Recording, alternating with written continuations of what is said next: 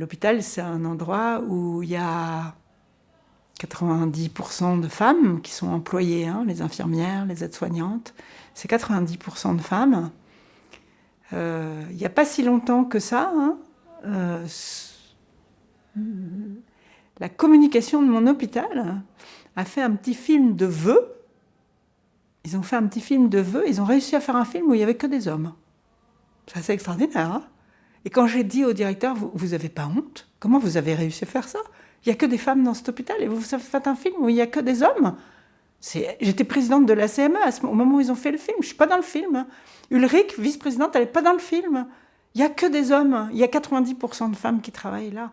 Alors ils ont fait un grand panneau avec les portraits des femmes. Ils ont mis tout ça dans le hall pour se faire pardonner. Mais c'est lent, l'évolution. C'est-à-dire qu'au début de ma carrière, les médecins, les chirurgiens, c'était tous des hommes. Il y avait très peu de femmes.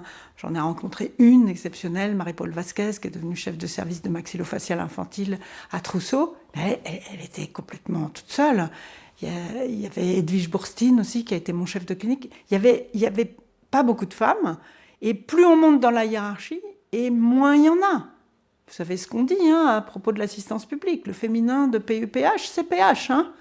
Les femmes, elles n'accèdent pas au poste de responsabilité, elles font tourner l'hôpital, c'est des grosses bosseuses, mais elles n'accèdent pas au poste de responsabilité, elles n'accèdent pas aux postes qui ont la gloire. Elles n'y vont pas.